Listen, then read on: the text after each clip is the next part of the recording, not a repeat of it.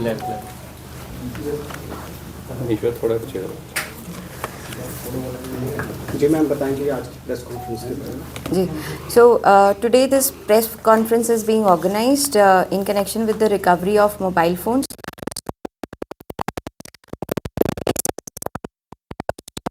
District Kathua.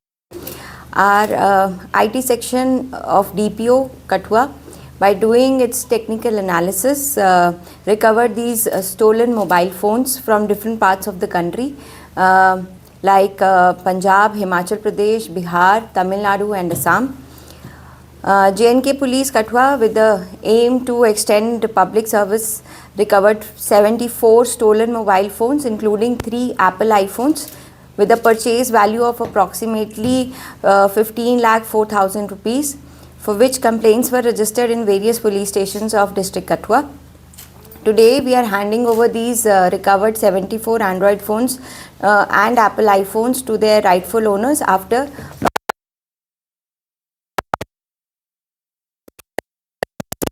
Kathua has demonstrated its commitment to combat cybercrime by recovering defrauded amount of rupees 12,47,262 rupees in multiple complaints during the month of September and October 2025.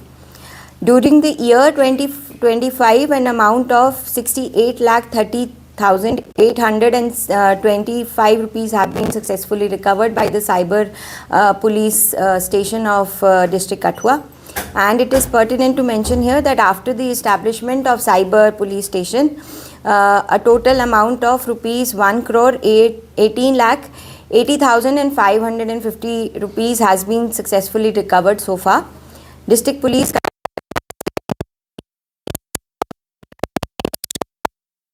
and report promptly to the cyber police station or visit National Cyber Crime Helpline number or lodge their respective complaints on the official website, which goes by www.cybercrime.gov.in if any suspicious call or online cheating is noticed. Thank you so much. पिछले कल जो है 2 एसपीओस को जो है वो dismiss भी किया गया सर्विस से, तो किस तरह से देखते हैं उनके बारे में, अगर आप थोड़ा सा विस्तार से मीडिया के थ्रू ब्रीफ करना चाहेंगे? देखिए, जितना उसके अंदर हमारा मीडिया के चैनल्स में चल रहा था ऑलरेडी, उतना ही हम रिपोर्ट करना चाहेंगे. There is nothing more to add on to it. Ma'am अगर बात करें कि जिस तरह से अब हमने देखा कि कल भी पुलिस द्वारा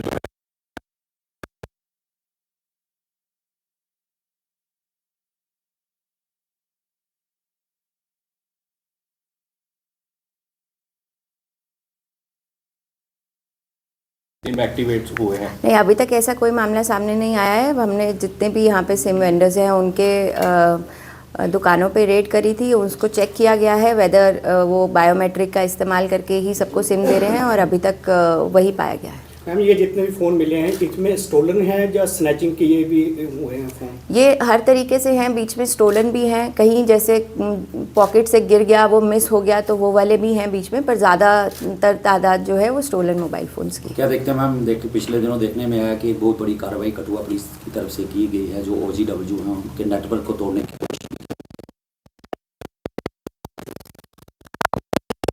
एक्सरसाइज पूरे कठुआ के अंदर हो रही है.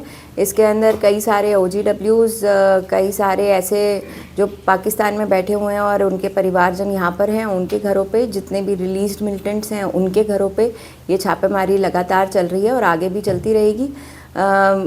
ये नेटवर्क को डिसमेंटल करना तो डिस्ट्रिक्ट पुलिस कठुआ की सबसे प्राथमिक जिम्मेदारी है, और उसी के लिए सभी टीम्स जो हैं वो लगातार काम कर रही हैं. क्या कहना चाहते हैं ऐसे लोगों से जो इस तरह की कार्रवाई में मुलजिम? डिस्करेज ही करना चाहेंगे कि अगर कुछ भी ऐसा उनके पास अगर मिलिटेंट आते भी हैं और वो उनसे ज़ोर ज़बरदस्ती से खाना मांगते भी हैं, तो उनको रिपोर्ट करना चाहिए इमीडिएटली, ताकि हम अपनी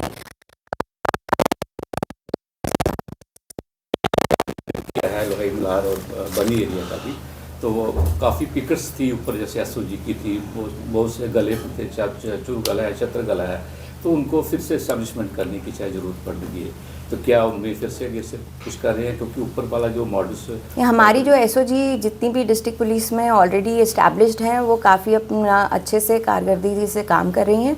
और जो मेरा विज़िट था वो उनसे मिलने का था और उनको मोटिवेट करने का था। एंड वो काफ़ी मुस्तैदी से अपना काम कर रहे हैं। वो एरिया सारे जो आपने नाम लिए वो ऑलरेडी कवर वो करती हैं, LRPs निकाल के, कैसो लगा के, वो ये वाले हमारी लगातार एसओजी इसके अंदर काम कर रहे हैं। जैसे एसपी दो को डिसमिस किया है,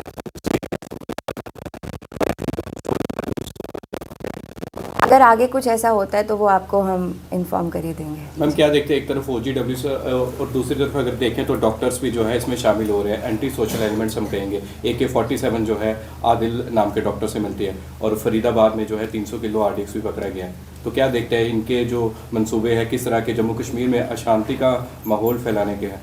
देखिए, जम्मू कश्मीर पुलिस हमेशा से इन मॉड्यूल्स को बस करती आई है, आगे भी करती रहेगी। तो जो भी डॉक्टर हो या कोई भी इस तरीके के लोग जो भी एंटी सोशल एलिमेंट्स रेडिकलाइज होके बन जाते हैं तो वो पकड़े ही जाएंगे, कहीं बच के जा नहीं को सकते। लेकर लगातार कठुआ पुलिस पकड़ रही है, नशा तस्करों को पकड़ रही है। तो इस तरीके से आने वाले समय में आप जो इस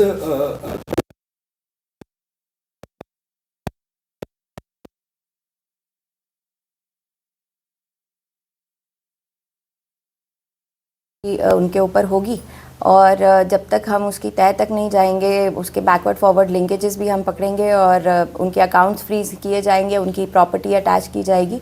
ये सारी कार्रवाई लगातार जारी रहेगी। जो बिग रिकवरी एमुनिशन की हुई है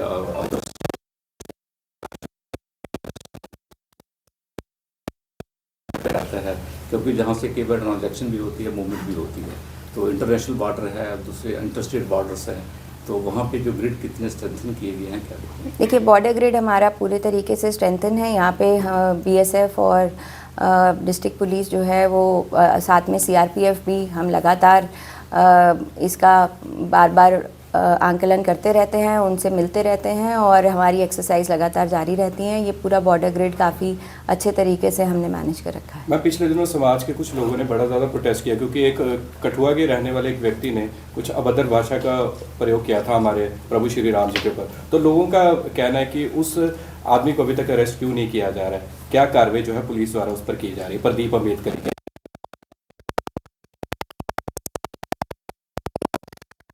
की इस कार्रवाई के डर से देश छोड़ के भाग चुका है और हम वेट कर रहे हैं। सभी एयरपोर्ट्स पे हमने इन्फॉर्म कर दिया है, जैसे ही वो अपना वापस इंडिया आएगा तो उसको पकड़ लिया जाएगा एंड उसके ऊपर जो स्ट्रिंजेंट एक्शन होना चाहिए वो आप सबको कुछ ही दिनों में देखने को मिलेगा। हम नशा तस्करी की बात करें, जिस तरह हमारे सहयोगी